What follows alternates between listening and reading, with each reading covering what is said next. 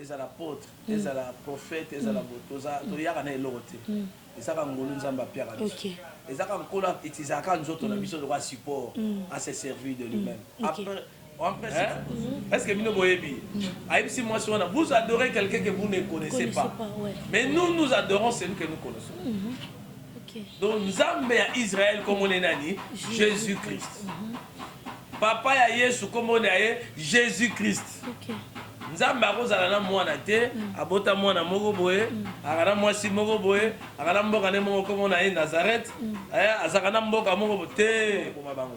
Nzambe a utilisé ka roi ou aza un impur, un impudique, mwana tamisala mabe ayebi Nzambe te, ayebisi que nous consacrons à Israël, que qui d'entre vous est donc son peuple qui s'élève, il rentre en Israël pour bâtir le temple pour Dieu.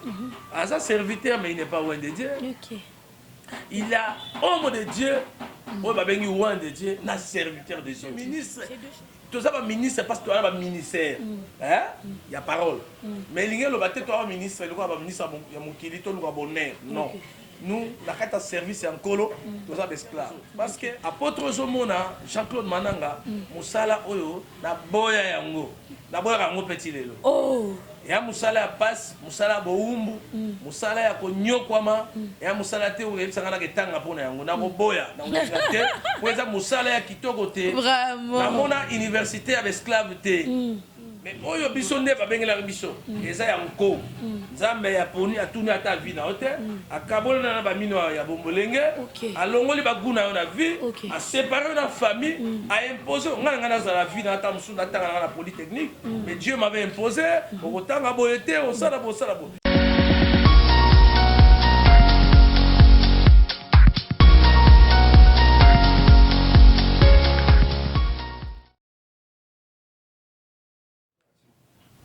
Voilà, bonjour et bonsoir. Bonjour, chers internautes.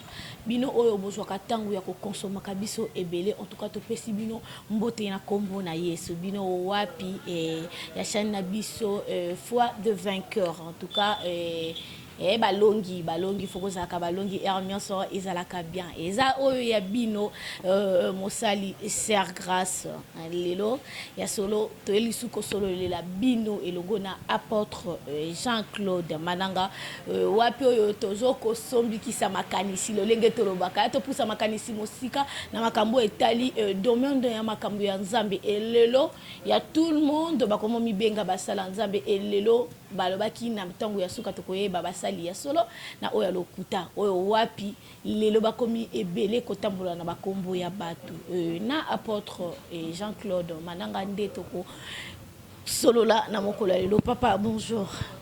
Bonjour Massé. Boni yo papa. Oui qui me sali ser grâce boni. Et ça va na ngolo Nzambe. Ngolo na Nzambe dans likolo na biso. Amen. Amen. Papa na banda déjà kaka pona sujet na yo ya lobby parce que lelo toza lundi sujet na yo ya lobby ezalaki ya mokolo ya dimanche déjà kobeta tam ya père oyo biso lelo biso nyonso tokomaka kaka père tant de père toyebaka te et différence yango ya pourquoi et Christ disait tout le temps père et même na croix il disait père et pitié de baby au salaté donc pourquoi banako benga père et parce que différence y en a ndete lobaka père et Saint-Esprit différence nango ezalaka nini entre eux. OK, une très bonne question. Lobito parla qui sur thème oyo parce que vous avez remarqué que le solo à Christ Bible lobby les salut et à qui n'ensela ba juif. OK. Mais les juifs, ils ont dit donc c'est-à-dire que plus le thème il y a adoration. Okay. Avant d'adorer, il faut avoir la connaissance de celui que tu adores. Mais toi, ça ignorant, ce n'est pas une adoration. Donc c'est-à-dire que tu as belé, adorateur, mais au fond, sur l'Hollandie, il y a des adorateurs.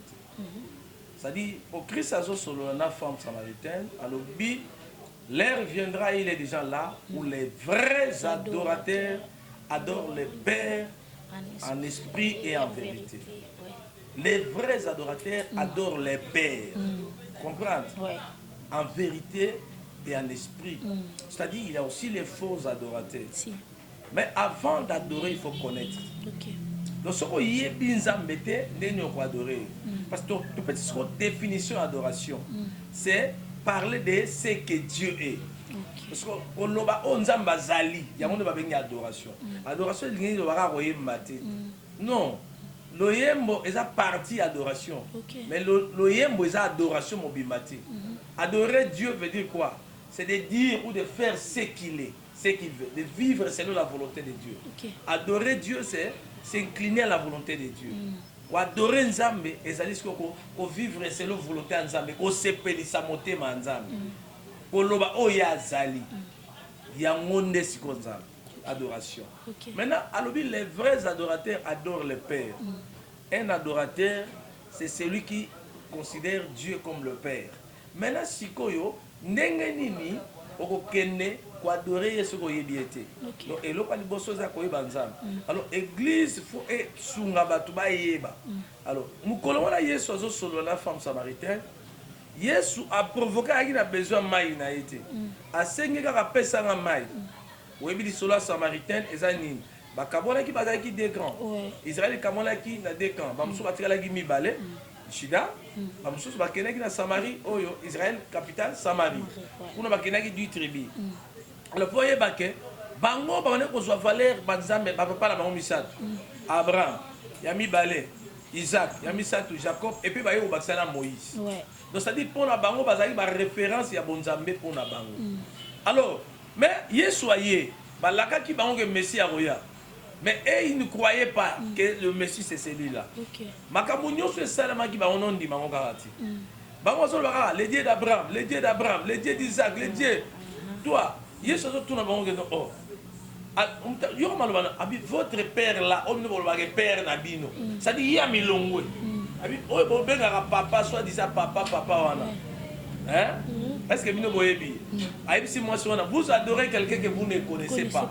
Mais nous adorons celui que nous connaissons.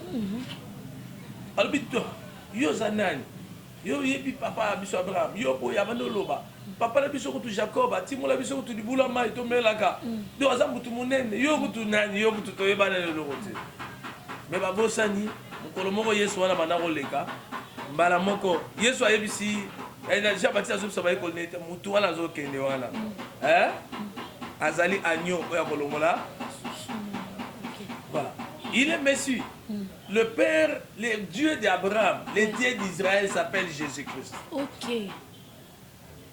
Donc Nzambe ya Israël comme on est nani Jésus-Christ.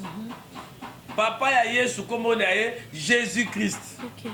Nzambe akozala na mwana te abota mwana moko boye akana mwasi moko boye akana mboka ne moko comme on a Nazareth azakana mboka moko te wana bozo comprendre Nzambe selon la chair. Muto ba bengi Nzambe au commencement il était Dieu aza sans père sans mère ni début de jour ni fin de vie à la famille à comme Nazareth ça c'est connaître Christ selon la chair. Nzambo c'est le Dieu du commencement. Le Dieu qui a créé le ciel et la terre. Akana papa teko papa moko boy. So tangi na mukanda Colossiens Bible c'est lui qui a créé toutes choses. Trône, dignité, autorité, souveraineté. Il a créé ça, tout ça a été créé par lui et pour lui. Donc, Bazarami Baleti, il a qu'un seul Dieu. Son père, c'est Christ. Voilà. Et nazongi na question na yo le vrai adorateur et c'est maintenant le temps où le vrai adorateur ba ko adorer Nzambe na ba esprit na bango et pour bien adorer Dieu parce qu'il y a tout le monde tu as bien dit papa et tout le monde aujourd'hui ba komaka na adorer Nzambe tom susora kanga mi place moko bo atie ba nzembo ya oyo ezaka moi do biso to benga nzembo ba adorateur ndoto lobi ki o adorer Nzambe akoko prier na ete maya lobi ki je viens d'adorer l'Éternel. Or c'est seulement que adorer c'est seulement que ton goyo kabanzembo adoration ou c'est quand tu prépares vraiment ou aujourd'hui bisanzambe o yazali c'est là où est la candidat adoration. L'adoration c'est d'abord la connaissance de Dieu. Et le routine na mutu pour adorer on dit ndenge Abraham adora kinza ngana ko adorer ndenge mon Abraham. Pour façon nzamba se manifester que la vie Abraham ezaki ndenge se manifester na Jacob te. Donc adoration la biso ko kutana na place moko boy mais ko za la te na répétition. Non.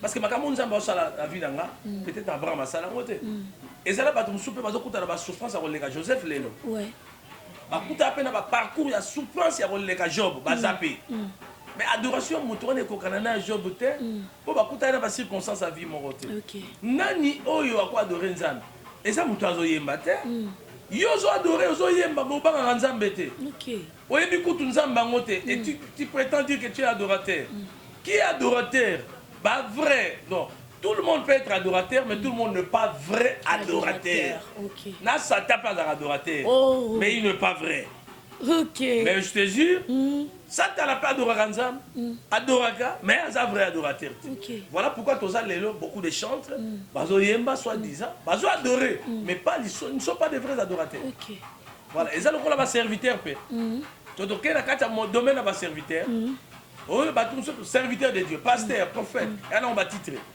Mais tous ne sont pas appelés de Dieu. Mais tous les sont pas serviteurs de Dieu, mais tous ne sont pas les loin de Dieu. Comprendre? Parce que tout le monde peut servir Dieu, même nous qui avons servi Nzambe. Parce qu'étant créature Nzambe, avons servi. Admettons, Jonas Tangazo qui m'a Ninive, Aboy Ninive, qui m'a Tars.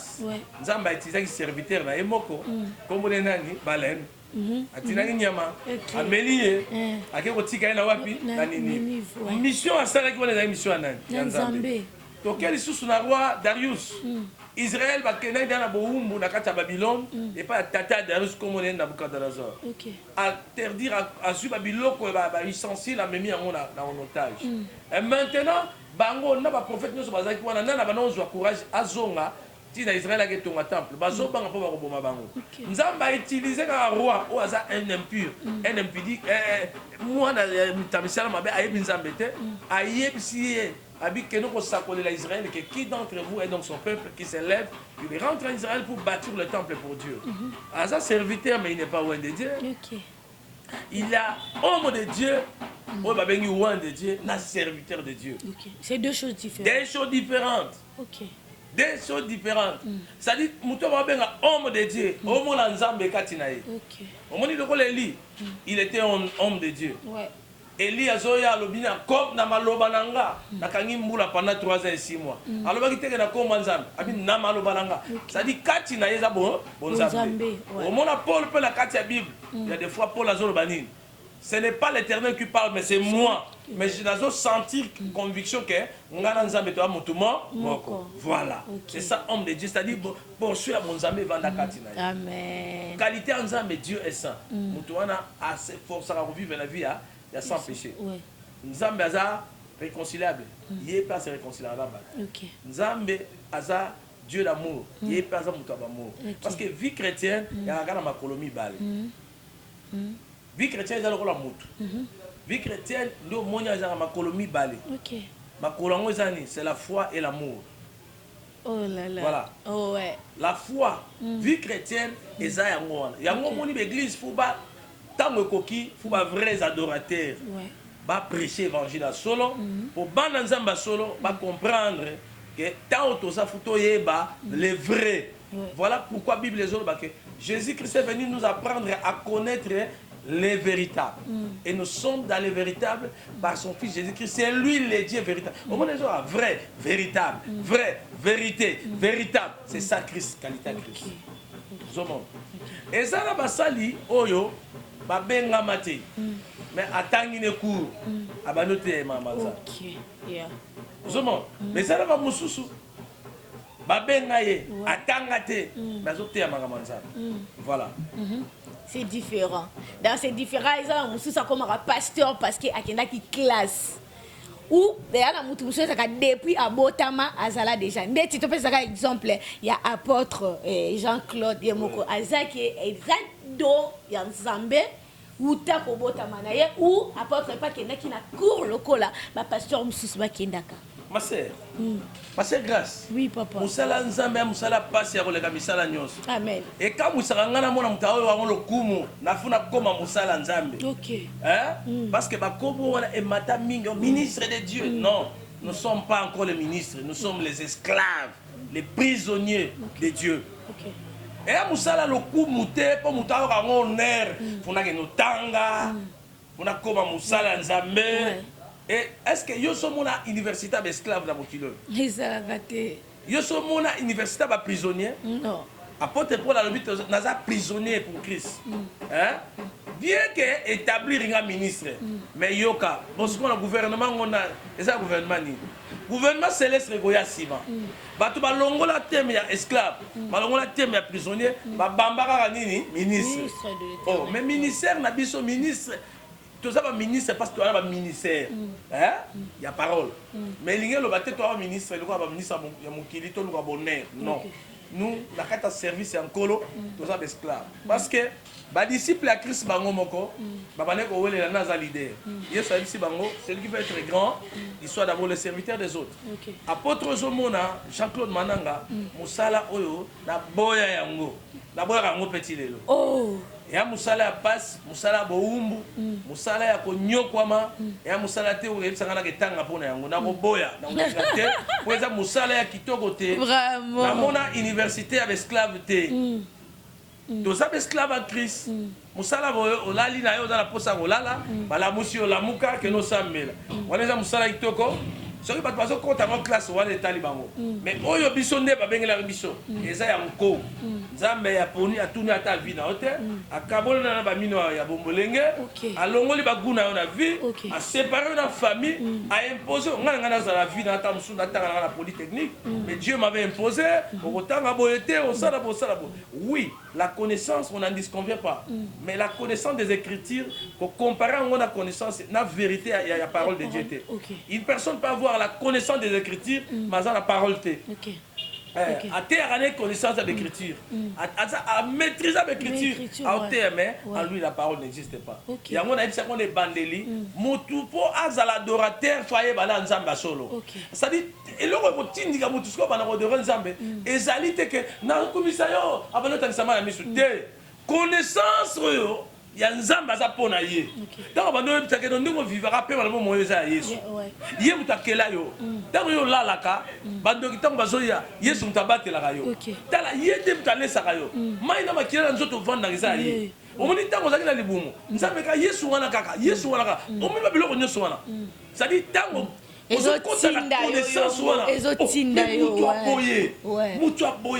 allez, éteindre jusqu'au déclencher allez, et démarrer mon terre et adoration. Ah, voilà. Donc, tellement que tu as un débat sali. Basali bakende la cour na basali onzamba benga et après na ba des adorateurs donc ba adorateurs ba adoraka parce que ba réaliser oyo nzamba zakati na bango onzamba salaka na ba oyo bazo sambela parce que akendaka kaka église parce que aujourd'hui là il y a tout le monde qui dit seulement que je pars à l'église. Tango bima bo tango bima ka maman azongeli nesika zalaki là aussi ya mibenga ka sa adorateur. Voilà. Et ça là ba tout so ba ya kan église mais ba pas yesu te. OK. C'est ça le problème. Aye na ye po abina ayena epoka mona kaka kena église ayena epoka aluka libala ayena mo mais ça va tout bayaka lipa na Yesu d'abord na kati ya vie foto yeba eloko tozanga na eloko to piaka Yesu te on appelle ça vie na pas Yesu c'est faux c'est un mauvais langage biso ne tozwa kabo moye pa na Yesu na Bible le bien tozala nini poto pia nkolo papa mutalo bakabi nzambe na pesa obolenge na nga na kaba bolenge na nga pona ye mase na na ko ka bolenge ne pa Yesu yo sakara bolenge Yesu nazwa biso na nko. OK. Abotoli yo na force. OK. Un dictateur nzambe. OK. Posé yo na nko. Mutalinga voyager na poto abi okende te. Zonga wa. Ouais. Okosala nga musala. Tala. Papa biloba lo babatu. Moni niveau ngo ngwana nde batu ba yebi nanu adoration te. OK. Donc mutu fa comme na niveau ya ko découvrir. Jérémie Zoloba tant on a besoin de décision na tia ko ekutu atakate mais nazo kokate ata lobi na ko loba na yete na mutema na ngezo punza il faut kana loba ka pona c'est ça l'imposition de Dieu. L'adoration ce n'est pas une volonté d'un individu à poussani on n'adore pas la chair on est adoration à chair on a adoration en Saint Testament on adorait Dieu selon la chair l'ère est déjà venue les vrais adorateurs n'adoreront plus selon la chair c'est selon l'esprit c'est-à-dire quoi maloba même akobisa monoko na ye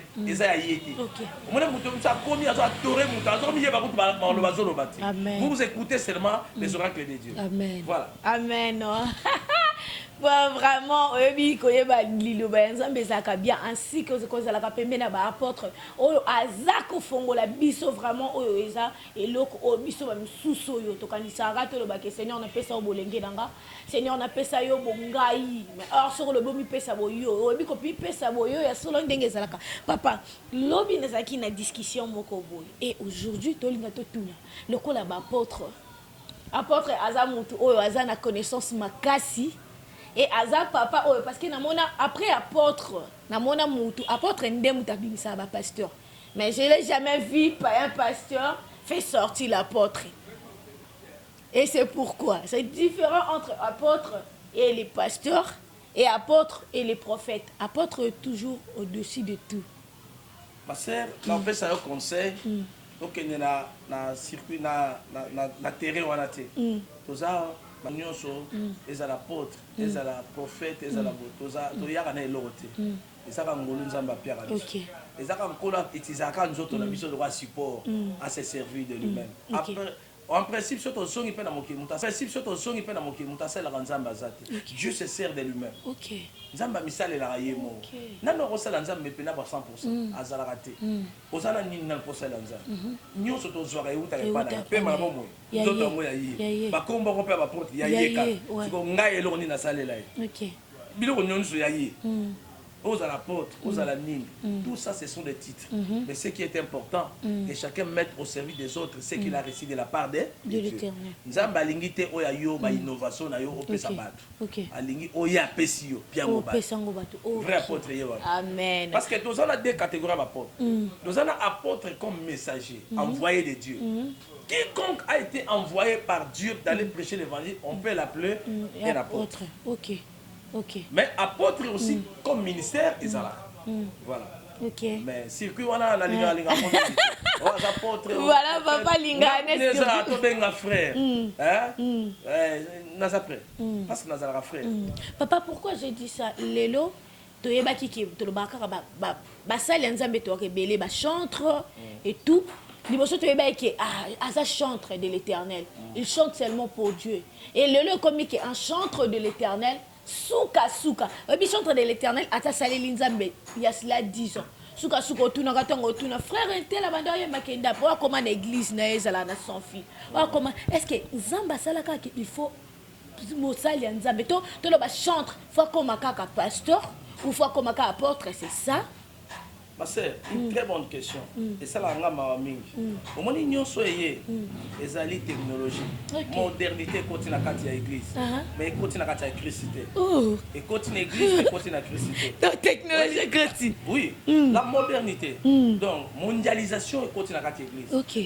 Papa parti, c'est moi qui j'ai cherché l'église. J'ai cherché le monde, je l'ai trouvé dans l'église. Dans l'église, oui. Mais, ma camarade, nous passe pour nous retirer en pratique. Ok. Il y a ça. Tant que tu as un choral, difficile pour moi la choriste. Pour l'année, pour tant que choral, babane ko senga mbongo na église te. Na fungulo lelo, na lobite ke bango nyonso. Mais une majorité, ya ba oyo ba kima ba sali l'église, eza pour na mbongo ba passer ba piara bango. Oui, ba chantre belé tango ba sali ba orchestre na bango na kati ya l'église.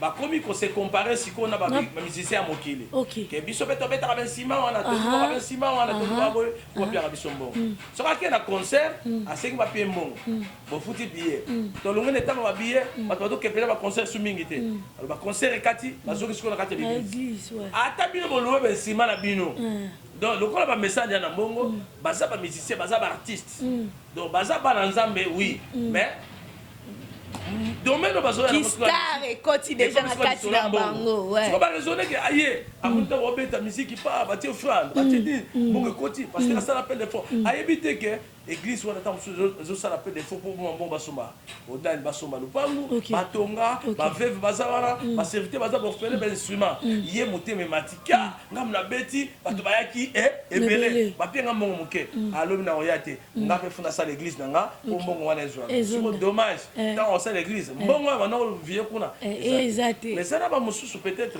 ba benga ki bango parce que musique ezaki grâce nzamba pesa ki mais après ministère yo bima David Kazaki moyembi donc boya ngote mais majorité ndenge ezo ke na mboka na biso eza Jacob Jésus, quand on continue à m'embanzambe dans ce cas makasi et avec ma bé et différence ces ali sous. Ba tabe musicien ba comme il est ba pasteur. Tant que comme mituna et ba pasteur lelo ba liba comme ba homme politicien. Pasteur a pesi candidature et députation. Si on a vu député à côté les guides à côté si qu'on a parlé ba m'embanzambe c'est le comme te dosé. Après Missinon. Est-ce que c'est vrai aussi qu'il y a un pasteur faut qu'on t'accorde la mamba politique? Ma sœur n'a condamné bato sala ngote. Tout commence au commencement. Ouais. Zamba benga beaucoup tané ni. Ayi bisara oni. Tala. On place dans ça. Au benga serviteur de Dieu n'est-ce pas? Ouais. Au benga ta ministre ta pasteur. Ya olongolanga ce qu'on a fonctionne. Exact. Et sur la tête. OK. Vous comprenez? Okay. Mandat est aussi la tête. OK. Mais on est dans le mandat. Ridicule. Vous allez ridiculiser. Tout le monde va accepter les débats. Bissot, tout ça va sentinelle. Selon moi, tout ça va sentinelle. Moutou a découvert grandeur et ensemble. Ok, ne va mentir pas pour moi. Ok. Là, pour les hommes, monde va pas quand. Bissot, tout ça dans le banda. Ngala salle la principe il y a 1 Timothée chapitre 2. Bible le dit. Priez pour tous ceux qui sont élevés en dignité. Là, benga mawana. Na osambe la pour la pasteur. Voilà pourquoi mon baptême est tellement important. Todo finga bato todo le baka mboka zo que est-ce que par na biso to sala ngo. Biso nzamba lobi boye.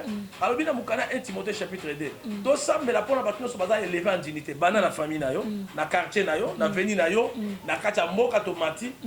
Et puis pour la conjonction nzamba établi, c'est-à-dire président de la République, ministre, généraux banane, pour l'année. Pour que tu menes une vie paisible et tranquille. Soit tu dois vivre une vie à Malam au Congo, tu dois changer de méthode. Tu as la politique, tu as poto, mais Bible est si tu as un politicien. Bible dit to sambe la capona bango. On zamba si mamite malabango, makenema, malam. Mais nga ko ma politicien, tu na ko maraté. On ni ngande na za. Ata mwana na molimo, a comme directeur, a comme président, a nommé nga na cabinet na eke nga na komanja na osalati. Nga no tika ka conseiller na ya libela. Na osala tepo siko obenga pasteur obenga jana. Et comme il a déposé dans comme il a privilégié na za pas na molimo. Pour ça on est aussi là. Na te ya kota lola. Na faire ressurer na domaine na ya mokili après a jouer à kota lola. Pour garder du. Pour ça sumu ki pour na ozonga ba konanga. Siko so to ke sumu grana ye. Wow. Wow. So to ke sumu grana ye biso mibale. Ya ibi mbonga ebisinga papa bomba koloba vérité te papa pa bombi bona koloba ni na obatela mwana ngai ye mta kotinga na musala na ko bomba ale na sumuki est-ce que ye penda ko ya kutubela so pala te bino mbale boko mindemo bo bino miyibi bino mbale aïe aïe aïe ne na za wantake pasteur na sala ba faire na bana na molimo te OK pour ce copé baby abwakisa nga bayenga yo swana naye ona batela amna ye ata cop te kabela nga ata moi 100 francs na yo wana so na sala cop nanga pe na ndenge nanga na sala na baninga na mokili ba libanda mais mwana na molimo jamais OK to sala te pour aussi sa valeur du pasteur en tout cas babi to batela vraiment faut comme batela la valeur ya ki pasteur pour ça la bien papa na komi na ngana suka pena ya ko kabwana na yo et ana domaine moko oyo lelo na ba Christ ba ko mobeta mama ba kulikola mboka na biso domaine à $500. Oui et ça que ba sœur ba frère ba homo sepela ba bi bateli bango $500 akoko ke kozwa moi si moko bona 500 après est-ce que c'est vrai que pona ko bala na domaine na libala po mobali bala moi si na faut ba katela e prix ya mbongo na zone di mateke moto apesi lo wana za mwana nzambe OK so azalaki mwana nzambe bon asonga na question tout na bato bazo bala te po misaleza te dans tango akala na bakoko na so no bala na mbongo mais bano bala na mbongo te alobi yango bien mais bano bala pona bolingo donc c'est-à-dire lelo sert essentiel moto dans $500 ataza na bolingo te abala journée donc azala ba mbongo na ye donc journée ta basi 50 non libala selon la Bible et ça consentement à deux personnes Bible lobi honorer il faut honorer c'est-à-dire quoi c'est-à-dire quand est-ce que nani d'autres ya c'est ça l'ignorance d'autres ya tango Bible lobi que kende ko sepelisa ma parents ya moi si et en plus na ba frère na ye après aux c'est-à-dire on lakisi que moi ça précieux pour nanga maintenant si qu'on est donc honorer moto soka yebiso te loko za plus précieux pour na ye ne place ba kena retourner ba parents a lui pesanga autant pour pesango libala eza selon consentement OK tala ngara mona na pesa exemple nga ngala ino bala mwasi na nga eza bilo musu basenga ngate na bakisa on appelle qui et là bilo musu bato donc to tie discuter na bino ka kula mwasi na ngate j'ai donné demandé à ma belle famille et ça goût na nga na senti parce honneur na la pesa mwasi na nga yo pesa nga mpona ni makama mabala loi ezati bo pesa nde bato wana misala ba bala bandeko na biso basi amen vraiment ato tie 500 siko 500 na ozomba ou tie $500 bato ba sa te 500 ozomba vraiment wana za makambo eza mama mususu ya nzambe bino bokota kango te wana za makambo za réservé pour nzambe instituteur alibala c'est Dieu ce n'est pas l'état l'état a que notia ba dot na yona pour na mariage civil mais pour le mariage en soi c'est le plaisir c'est le désir moi nanga na konisa moto na pesi par exemple so moto alinga bala moi nanga yaka na eloko ko sepesanga place yo monique eza malamu pona yo ma sœur c'est un point très soka ya pesinga lupam na boyango pona ndiko soka penga jeep na boyango en tout cas merci beaucoup papa un mot déjà na ba nzambe parce que tozo kita tozo chité déjà tokoya na biso mukolo oyo tokoyoka liso eloka bien parce que koyoka déjà pasteur il doit apôtre ngala mesala na ngaka bobo comprendre nga koyoka liso apôtre Jean-Claude Koloba en tout cas eza ko édifier lisusu vraiment bana nzambe papa un mot pour nango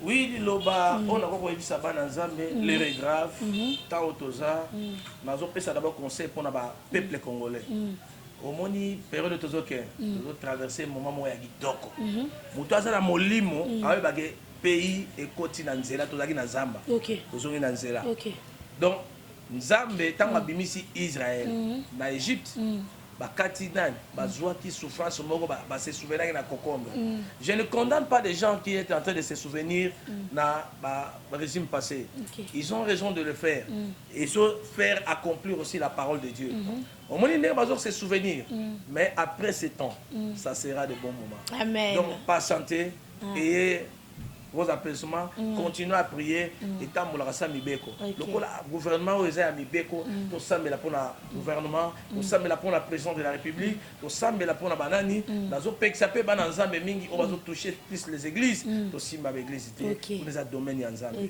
que Dieu vous bénisse amen amen amen amen amen on a bi ke bino pe ba o bozana ndaku bolobi amen lolenge mongo na ngai n'est-ce pas bo s'abonner vraiment massivement na kati ya chaîne biso foi de vainqueur en tout cas foi de vainqueur oyo bolingi bozala édifier lisusu oyo vraiment bozala posa koko maloba ya nzambe parce que apôtre auti koloba bien l'air est grave en tout cas l'air est grave faut que koto vraiment bo s'abonner massivement bo s'abonner tozala posa ya ba commentaire na bino ba suggestion na bino ainsi que oyo mwana nzambe oyo wapi azala posa ya question ya kotuna apôtre soka komi pe na commentaire en tout cas et koya nango ekoya apôtre ako répondre bino merci beaucoup en tout cas to bakelo ko moko soki nzambe azongi te parce que tozo pema pona ye tozo zala pona ye soka lobi kelelo ayebo ye en tout cas to komona na lisusu te soki nzambe azongi te to komona na lisusu na mikolo oyo ekokolanda pe mikolo oyo koya na numéro ya sika na makambu ya sika en tout cas contenu na ngai botika la malamu et bozala na kimia na nzambe na banda kupela mama bota na bino na kombo na Yesu amen.